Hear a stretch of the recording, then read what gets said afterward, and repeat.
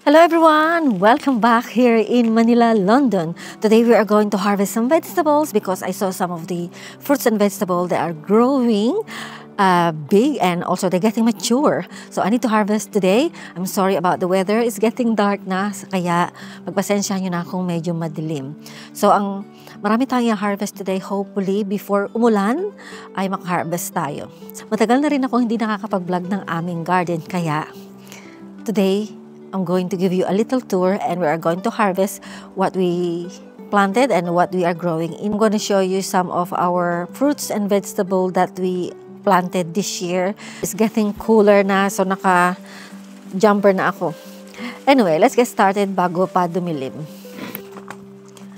Okay guys, meron tayong small basket here at meron din tayong clippers pangkat ng ating harvest.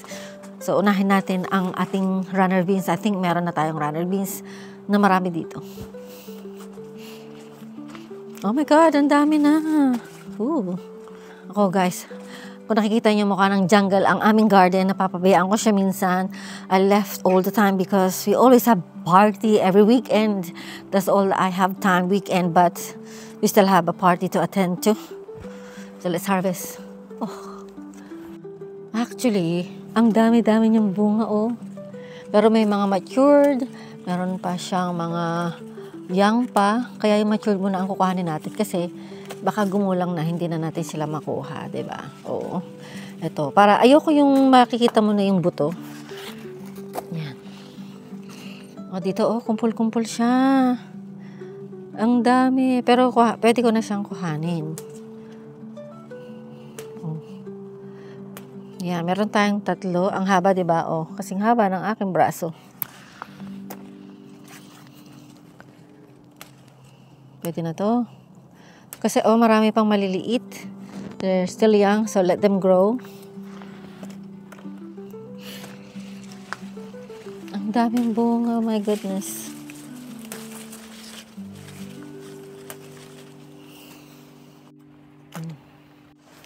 Alam nyo, kaya ko siya hina-harvest na para i-freezer ko siya. Para pag winter, meron kaming inuulam, no? Hindi ka nabibili. Ay, ang dami, grabe, Sana mura pa siya kasi mas maganda pagka fresh na wala talagang buto masyado. Baka ito pwede na rin. Ito may nagbubuto na. Pasensya na kayo sa hangin.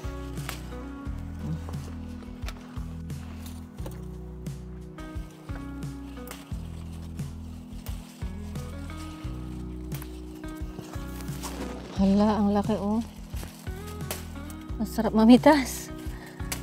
At saka kung alam mo, ito talaga fresh. Hugot ka lang, hugot. Yan Hala ka. Marami na naman ako maipi-freezer nito. I just harvest yesterday. I gave it to Ate Mira.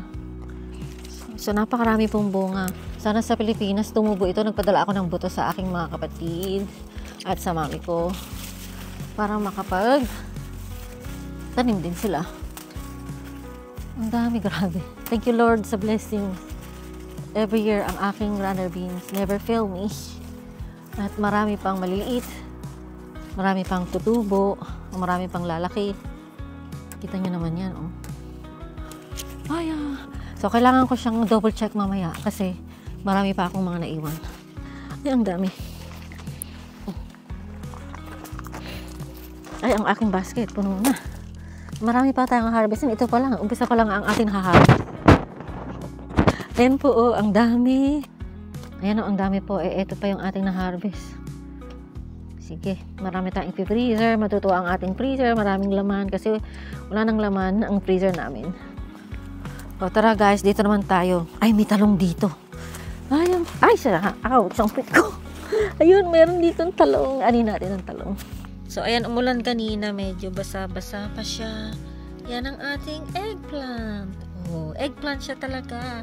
Akala natin yung eggplant na mahaba, katulad nito, is why they call it eggplant. There's a question, isn't it? So, this is the real eggplant.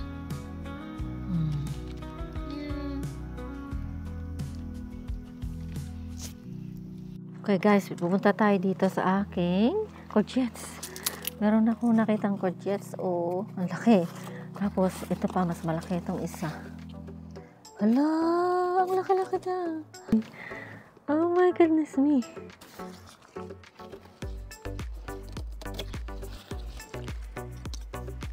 Ayan. Wow. Grabe, ang laki niya. Ayan ang ating courgettes. Oh. Ano to? Kasi para siyang upo. Pwede natin siyang panggisa. Para masarap. Lagyan natin ng pritong baboy. At marami pang maliliit. Marami pang maliliit dito. Para mayroon naman silang chance na lumaki pa. Okay. Ito naman tayo. Ating upo. Guys, meron akong upo dito. Na malaki na. Dito sa baba. Harvestin din natin. Ito oh. Ito ang ating upo, oh. Harvest na natin.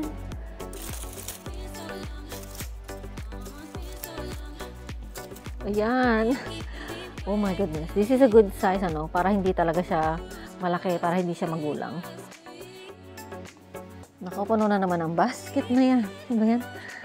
Sige, marami pa tayong harvesting. Tingnan nyo ang ating ibang upo, oh. Para lumaki pa. Nako, dalhin na natin ang ating ani sa mesa.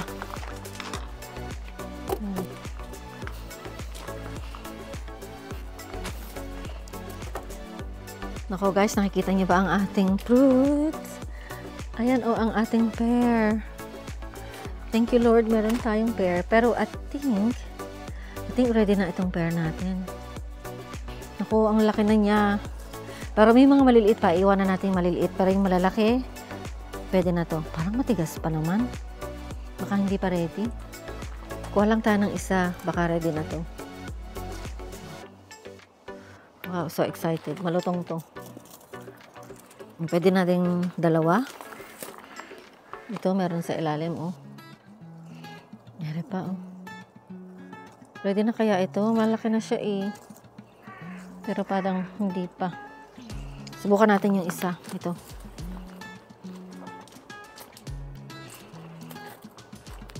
So, tanggalin natin ito kasi meron siyang mga ganyan. I think nag-overwater siya dati.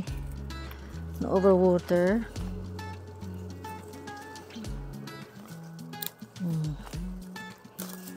Ayan. Para siyang bayabas. Oh. Tsaka dito, kung makikita niyo, meron din ako ditong pear. Ayun. Meron dito din. Oh, wow. Malaki na siya. Ay, meron pa dito, oh.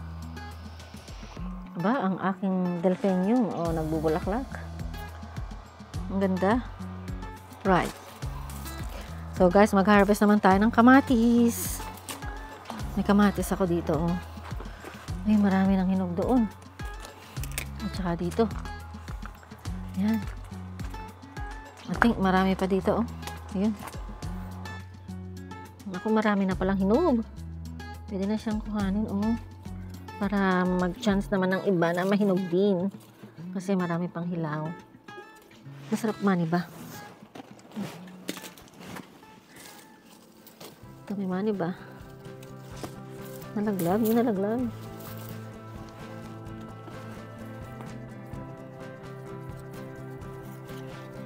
Ayan.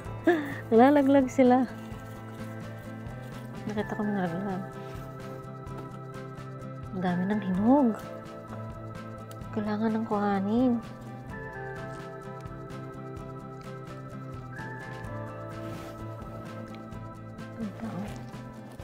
Ay, bakit may kagat? May kagat siya. Ito naman ang ayaw kong kamatis. Pero pwede na rin. Hindi ko naman tinanim to, eh. Bakit tumubo dito? Okay, marami na tayong iba't ibang kulay ng kamatis, oh. Merong mga stripe. May red, may orange. Ayan, oh. Stripe na naman.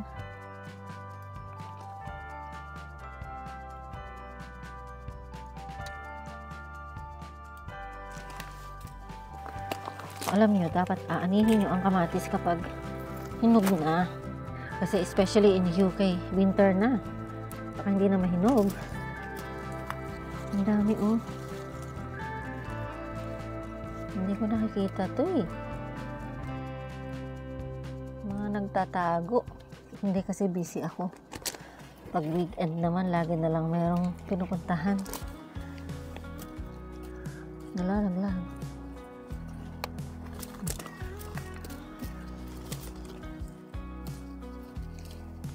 Last one. Siguro yung iba ipipreser ko para mapakinabangan talaga. Alam niyo, may nakita akong ano doon. Matamis-tamis na tomato na aking iniintay. Ayan oh.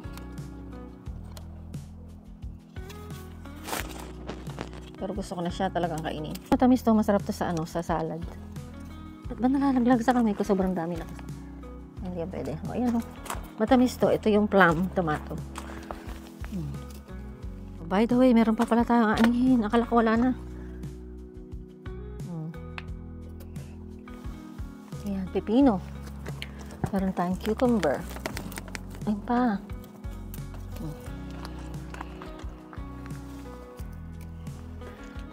Hindi natin ito.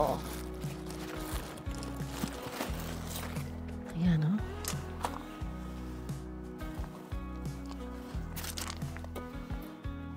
Ay, tapos na rin mamalengke si Manila London sa kanyang sariling garden. O, libre na, di ba? Libre gulay sa garden ni Manila London. O, ang dami. Free mamalengke sa inyong garden. I didn't realize na ganito karami pala ang aking ma-harvest ngayong gabi. Kasi alas 7 na. At medyo madilim na rin at saka mahangin. Right, so I think I'm gonna end this video, guys. Hopefully that you enjoy harvesting with me here at Manila London's garden. Kita nyo naman na marami pa tayong aarnihin maybe bukas o the next day. So kailangan ko lang siya mag-trim. Anyway, magtanim na rin kayo ng gulay sa inyong bakuran at kayo ay aani din ng mga vegetables na ganito. So you can stock them, i-freezer nyo o kaya kainin nyo na everyday para fresh talaga from the garden, so organic. Yeah, so anyway guys, if you're not subscribed yet, please subscribe and don't forget to hit the like. Comment down below what you think of our harvest for today. So thank you for watching and I'll see you next time. Bye! Sausawan to, masarap, tsaka ito nilalaga and ito igigisa ko. Thank you, bye! Aray ko, mabigat. Ayan, papasok ko na. Ang hirap. See ya. Namalengke po ako. Hey? What have you got there? Over there. There? Oh, yeah, okay. we have our own palengke in our garden. So, ayan, What is? I'm going to freeze it. Oh, okay. Oh, look at that. This is gorgeous. It's gotten big like this. What are the spiky ones? Yeah, and I harvest some pears. Okay. What are the spiky ones in there? This one. Yeah. What's Cucumber. that? That's cucumber. Okay. Yeah, and then the upo. What's this one? Oh, sorry. That's got a hole in that There's a one. hole. Who's eating I them? don't know. It wasn't me. Hedgehog? Don't think so. I don't know. Anyway, I'm going to freeze them. Okay. Ah, Okay. is that odd? Okay. Anyway. Yeah. Oh, this is my favorite. Is it? Okay. So anyway, guys, next time we are going to harvest this. The upo. bitter gourd. Yeah. Yeah. Thank you for watching. Oh. Bye. Thank you, people. Bye-bye.